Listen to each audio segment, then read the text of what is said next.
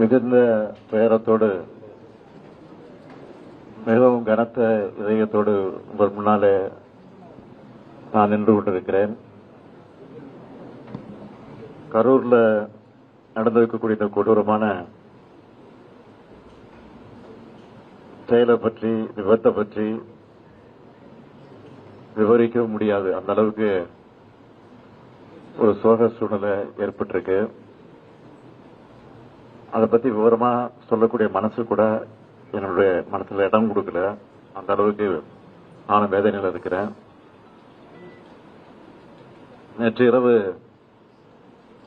ஒரு 7:45 மணி அளவுக்கு சென்னையில அதிகாரிகளோடு கலந்து பேசிக் கொண்டிருந்த போது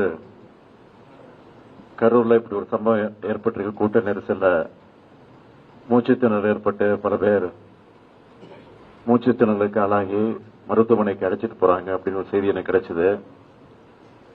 செய்தி கிடைச்ச உடனே இந்த கரூர் தொகுதியினுடைய சட்டமன்ற உறுப்பினர் முன்னாள் அமைச்சர் செந்தில் பாலாஜியோடு நான் தொடர்பு கொண்டு இந்த மாதிரி செய்தி கேள்விப்பட்டன, உண்மையா, உடனடியாக நீங்க மருத்துவமனைக்கு போங்க, போய் என்னன்னு பாருங்கன்னு சொன்னேன். அதுக்கப்புறம் கலெக்டர் இடத்துலையும் தொடர்பு கொண்டு நான் கேட்டபோது அவரும் சில விஷயங்கள் எல்லாம் சொன்னாரு. அடுத்த 5 நிமிடங்கள்ல மருத்துவமனைக்கு எடுத்து செல்லக்கூடிய முதல்ல 4-5 பேர் அழைத்துக்கிட்டு போயிருக்காங்கன்னு செய்தி வந்துச்சு. அப்புறம் போக போக பாத்தீங்கன்னா அதிகமான பேரை மருத்துவமனைக்கு தூக்கிட்டு போறாங்க அப்படின்னு செய்தி தொடர்ந்து வந்துட்டு இருந்துச்சு. அதுக்கப்புறம் பார்த்தா மரண செய்திகள் வர ஆரம்பிச்சிருச்சு. நான் கொஞ்சமும் எதிர்பார்க்கல. மரண செய்தி வர ஆரம்பிச்சோன்னே எனக்கு ஒரு அச்சம் ஏற்பட்டு உடனடியாக இந்த மாவட்டத்தினுடைய சுற்று வட்டாரத்தில் இருக்கக்கூடிய நம்முடைய அமைச்சர் பெருமக்கள், சுற்று பக்கத்தில் இருக்கக்கூடிய மாவட்டங்களில் இருக்கக்கூடிய அமைச்சர் பெருமக்கள் எல்லாம் தொடர்பு கொண்டேன். அந்த அடிப்படையில் அன்பில் மகேஷ் தஞ்சாவூருக்கு போயிட்டு இருந்தாரு. அவரை தொடர்பு கொண்டு உடனடியாக கரூருக்கு போன்னு சொல்லி உத்தரவு போட்டு அவரும் வந்தாரு. அதுக்கு பிறகு நம்முடைய மக்கள் நல்வாழ்வுத்துறை அமைச்சர் மா சுப்பிரமணியத்தை சென்னையிலிருந்து உடனடியாக போய் என்னன்னு பாருங்க அப்படின்னு அவரையும் அனுப்பிச்சு வச்சேன். அப்புறம் டிஜிபி, சட்டம் ஒழுங்கு ஏடிஜிபி ஆகிய அதிகாரிகள் எல்லாம், காவல்துறையுடைய உயர் அதிகாரிகள் எல்லாம் தொடர்பு கொண்டு நான் உடனடியாக இதை பற்றி கவனிக்க வேண்டும் என்று போர்க்கால அடிப்படையில் நடவடிக்கை எடுக்கன்னு சொல்லி உத்தரவிட்டு அவர்களையும் அனுப்பி வச்சேன். அந்த செய்திகள் எல்லாம் என் மனச கலங்கடிச்சது. அதுக்கு பிறகு உடனடியாக நான் தலைமைச் செயலகத்துக்கு போய் அங்க நம்முடைய மூத்த அமைச்சர் துரைமுருகன் அவர்கள், நேரு அவர்கள், வேலு அவர்கள் அமைச்சர்கள் சென்னையில் இருந்தாங்க. அவங்களையும் கூப்பிட்டுட்டு தலைமைச் செயலகத்துக்கு போயிட்டேன். அதிகாரிகளையும் அழைச்சு, டிஜிபியும் அழைச்சு அதுக்கு பிறகு கலந்து பேசி என்னென்ன செய்யலாம், என்ன நடவடிக்கை எடுக்கலாம், எப்படி நடந்துகிட்டு இருக்குன்னு விவரம்லாம் கேட்டேன். எல்லாரையும் முக்கியமான பல்வேறு மாவட்டங்களில் இருக்கக்கூடிய மாவட்ட ஆட்சித்தலைவர்கள், அதிகாரிகள், கரூரை ஒட்டி இருக்கக்கூடிய 5-6 மாவட்டங்கள் இருக்கக்கூடிய அரசு அதிகாரிகள் எல்லாம், மருத்துவர்கள் எல்லாம் உடனடியாக அந்த பகுதிக்கு கரூருக்கு போகும்படி உத்தரவிட்டு அவங்க எல்லாம் வந்து சேர்ந்திருக்கிறாங்க.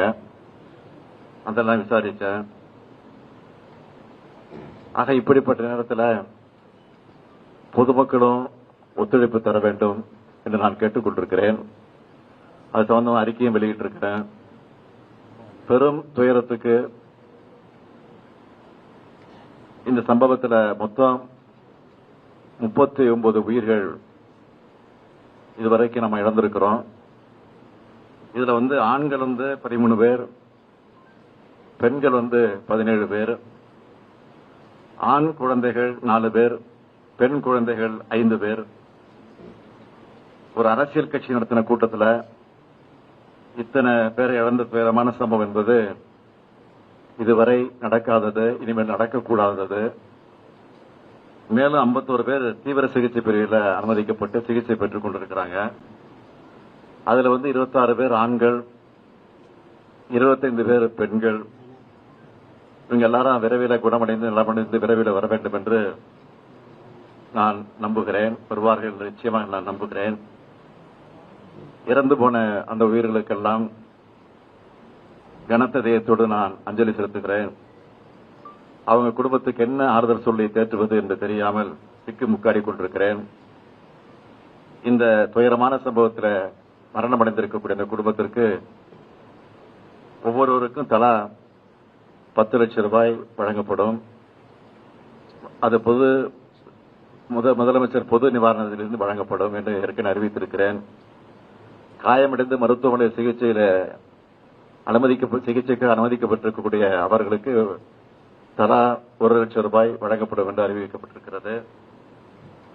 அது மட்டுமல்ல, ஓய்வு பெற்ற உயர்நீதிமன்றத்தினுடைய நீதியரசர் திருமதி அருணா ஜெகதீசன் அவர்கள் தலைமையில ஒரு நபர் விசாரணை கமிஷன் ஆணையத்தை உடனடியாக அமைக்க நான் உத்தரவிட்டிருக்கிறேன்.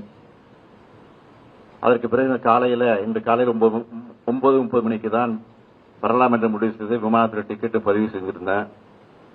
ஆனால் இந்த கொடூரமான காட்சிகள் எல்லாம் தொலைக்காட்சியில் பார்த்தபோது எனக்கு மனசு கேட்கல, வீட்டில் இருக்கவே என்னால் முடியல. அதனாலதான் முன்கூட்டியே போக வேண்டும் என்று நான் திட்டமிட்டு 1 மணி அளவில் விமானத்தை பிடித்து இங்க வந்து சேர்ந்திருக்கிறேன். ஆகவே மீண்டும் மரணமடைந்திருக்கக்கூடிய அந்த குடும்பத்தை சார்ந்தவர்களுக்கெல்லாம் மீண்டும் ஆறுதலை தெரிவித்துக் கொள்கிறேன். காயமடைந்தவர்கள் விரைவிலே குணமடைய வேண்டும் என்றும் என்னுடைய ஆசையையும் வெளிப்படுத்துகிறேன். நன்றி, வணக்கம்.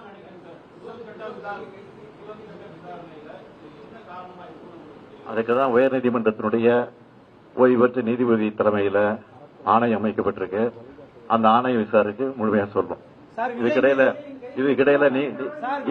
இதுக்கிடையில நீங்க கேட்கிற மாதிரி அரசியல் நோக்கத்தோடு எதையும் சொல்ல நான் விரும்பல. திருப்பி தான் சொல்ல போறேன்.